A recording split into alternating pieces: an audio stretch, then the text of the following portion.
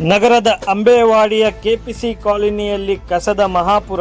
ಎಲ್ಲಿ ನೋಡಿದರೂ ಕಣ್ಣಿಗೆ ರಾಚುವ ಪ್ಲಾಸ್ಟಿಕ್.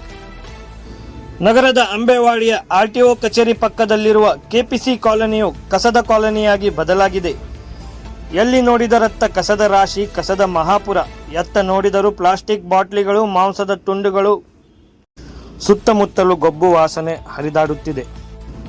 ಮುಂಜಾನೆ ಕೆಲ ಕಸದ ವಾಹನಗಳು ಹಾಗೂ ಮಾಂಸದ ತ್ಯಾಜ್ಯ ಕೊಂಡೊಯ್ಯುವ ವಾಹನಗಳು ಈ ಪ್ರದೇಶದಲ್ಲಿ ಖಾಲಿ ಮಾಡುತ್ತಿರುವುದರಿಂದ ಖಾಲಿ ಪ್ರದೇಶದುದ್ದಕ್ಕೂ ಸುತ್ತಲೂ ಪ್ಲಾಸ್ಟಿಕ್ ಮಿಶ್ರಿತ ಕಸ ತುಂಬಿಕೊಂಡಿದ್ದು ಸಂಪೂರ್ಣ ಪ್ರದೇಶವು ಕಸದಿಂದ ತುಂಬಿದೆ.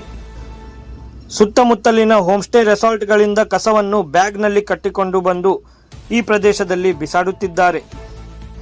ಕಳೆದ ಹಲವಾರು ದಿನಗಳಿಂದ ಈ ಪ್ರದೇಶದಲ್ಲಿ ಕಸ ವಿಲೇವಾರಿ ಮಾಡುವುದರಿಂದ ಕಣ್ಣು ಹಾಯಿಸಿದ ಕಡೆ ಕಸ ಕಾಣುತ್ತದೆ.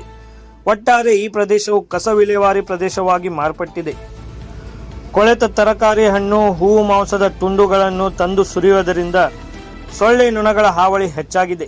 ಇದರಿಂದ ಸಾಂಕ್ರಾಮಿಕ ರೋಗದ ಭೀತಿ ಕೂಡ ಹೆಚ್ಚಾಗಿದ್ದು, ಸಮೀಪದಲ್ಲೇ ಸರ್ಕಾರಿ ಶಾಲೆ ಇದ್ದು ಮಕ್ಕಳು ರೋಗ ಹರಡುವಿಕೆಯ ಭೀತಿಯಲ್ಲೇ ಪಾಠ ಕಲಿಯುವ ಪರಿಸ್ಥಿತಿ ನಿರ್ಮಾಣವಾಗಿದೆ. ಪ್ಲಾಸ್ಟಿಕ್ ಕಸಗಳಿಗೆ ಬಲಿಯಾಗುತ್ತಿರುವ ಬೀದಿ ಪ್ರಾಣಿಗಳು.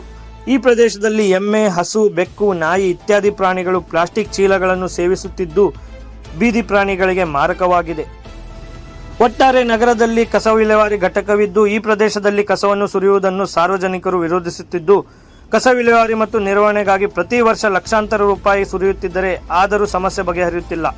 ಈ ಪ್ರದೇಶದಲ್ಲಿ ಕಸವನ್ನು ವಿಲೇವಾರಿ ಮಾಡುತ್ತಿರುವ ಮೇಲೆ ಕ್ರಮ ಕೈಗೊಂಡು ಇಲ್ಲಿರುವ ಕಸವನ್ನು ಸ್ವಚ್ಛಗೊಳಿಸಬೇಕೆಂದು ಸಾರ್ವಜನಿಕರ ಒತ್ತಾಯವಾಗಿದೆ.